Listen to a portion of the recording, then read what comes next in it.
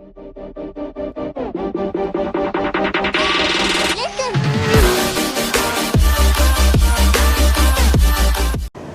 bonjour à tous, bienvenue dans une nouvelle vidéo. Aujourd'hui on est sur F1 2017 pour une vidéo entre guillemets test. Alors que là on a encore loupé le départ, décidément j'ai beaucoup de mal sur les départs.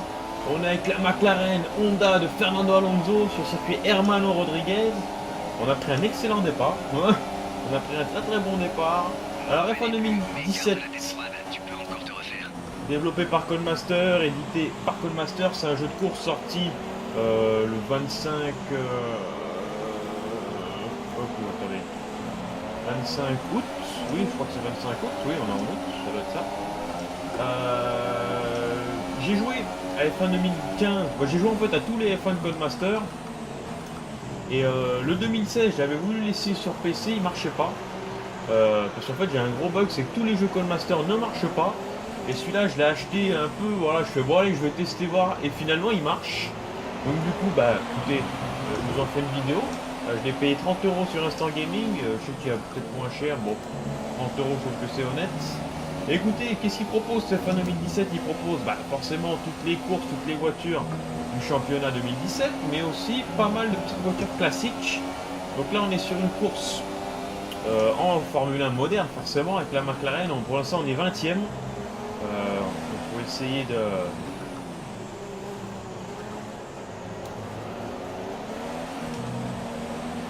faut essayer de faire un petit peu mieux, mais vraiment agréablement surpris, voilà, je vous le dis.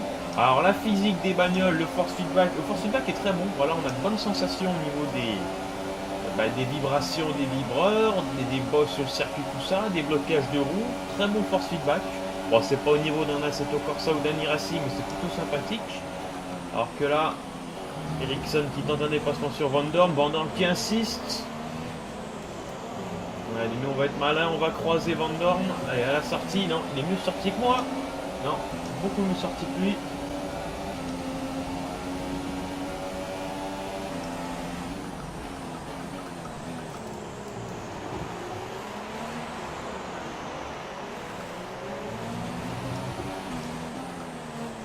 Et donc, CF1 2017, et ben écoutez, même si la conduite F1, des jeux F1 de Codemaster, c'est pas de la simu, ça reste quand même assez pointilleux, surtout dès que vous n'avez pas les aides.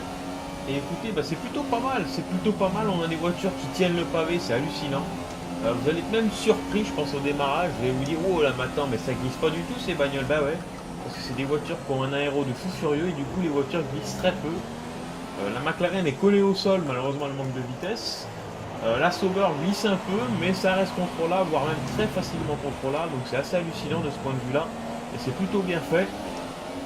Et après donc je vous parlerai des classiques. Après donc, au niveau du son, tout ça, bon, il n'y a rien à dire, hein. Il n'y a rien à dire, c'est le top, c'est le top. Voilà, le son de la McLaren est vraiment bien transmis. La carrière, je l'ai un petit peu lancé, j'ai pas trop joué, mais voilà, ça a l'air toujours aussi top, vraiment un excellent jeu. Il tourne plutôt pas mal, voilà, le tournage c'est bien. Avec ma 1070 en simple écran, j'étais tout à fond, à quasiment 110, 120 fps, donc c'est plutôt, voilà, ça tourne très bien. Là on est en height medium, bon voilà, en triple screen, on tient les 60 fps constant, donc il n'y a pas de problème de ce point de vue là. Et vraiment très bien, très bien. Voilà. Je sais pas trop quoi vous dire exactement parce que c'est vraiment un excellent jeu, alors qu'ici on a un peu coupé. Alors il supporte pas le triple screen forcément, donc du coup forcément mes écrans de côté sont un peu cassés, bon ça c'est pas grave.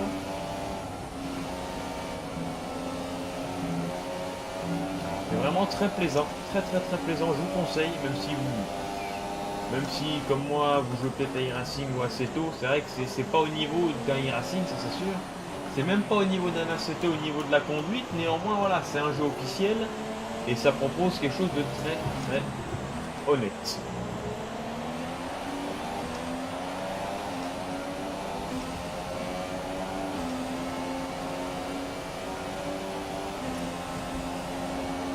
Et on active le DRS. Est-ce que la McLaren avec le DRS elle arrive? On arrive quand même un petit peu, on va arriver au bout de ligne droite. On va quand même tenter le dépassement, ça y est, on y va. Oh là là, on insiste et ça passe.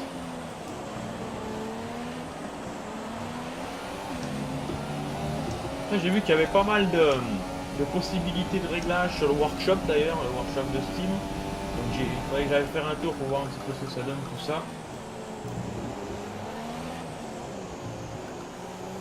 Après le jeu est modable, voilà, il y a déjà des modes, par exemple pour mettre les vrais sponsors, tout ça. Je pense qu'il y aura des modes pour mettre les marques d'alcool, même si bon, si l'alcool, voilà, on sait, il faut pas boire en conduisant, bref. Je trouve que c'est assez dommage d'enlever des sponsors comme le sponsor titre de Williams, qui est Martini, et de nous mettre leur bande bleue là. Donc voilà, donc moi je vais vous laisser sur cette fin de course, il reste un tour et après on se retrouve pour la partie classique. C'est parti.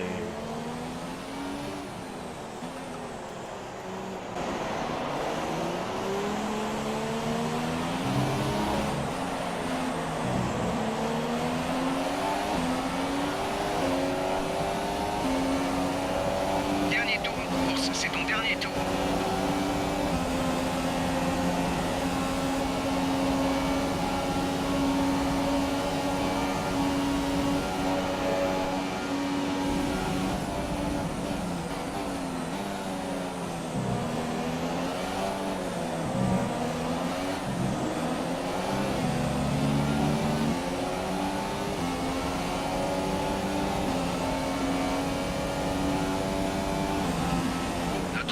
Avec la voiture qui nous précède est de 1,5 secondes.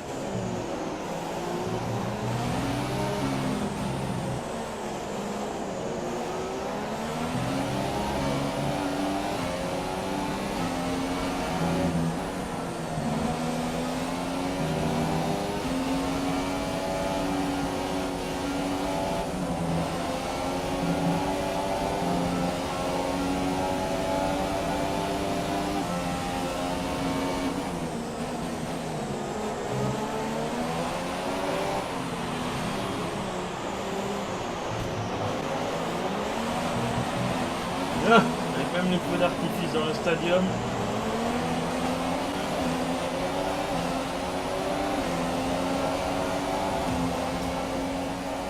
Bon, c'est terminé. Fais attention à la monoplace sur le chemin du retour.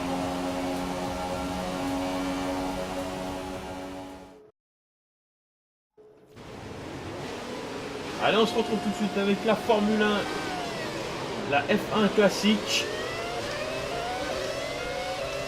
C'est la Ferrari F2002, alors je suis assez concentré parce que ça taboule et voilà, là on sent tout de suite la patate. J'espère que le son du moteur sera bien, là on a fait mourir. Hein. Au départ, continue comme ça. Oh, oh, oh. Donc il y avait l'anti-patinage sur ces bagnoles, donc forcément c'est un patinage alors que là, oh là là, avec la Ferrari F2007.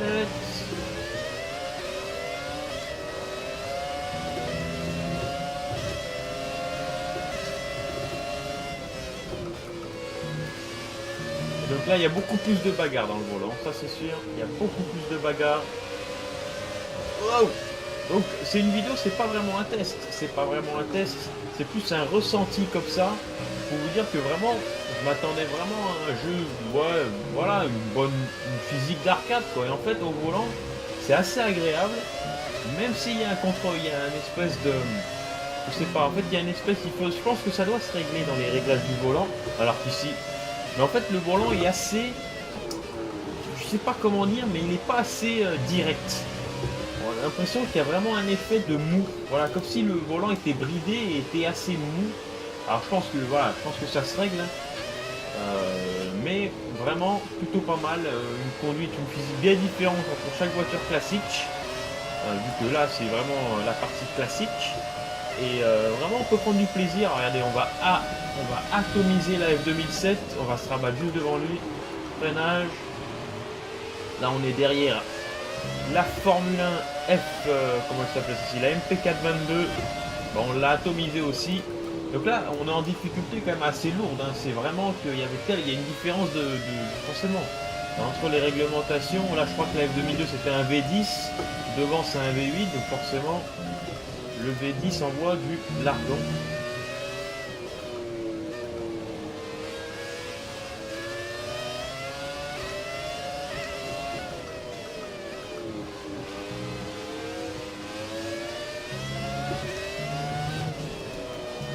Je crois que c'est une des classiques les plus agréables à conduire, celle-ci. Vraiment, elle vole en fait, elle va vraiment bien.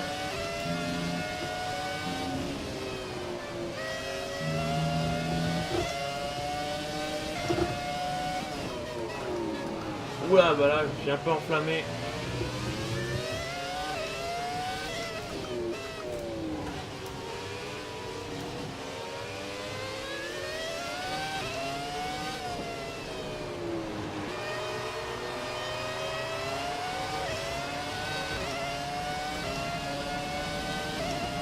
Et niveau sonore, c'est absolument fantastique, hein. Vraiment, le son.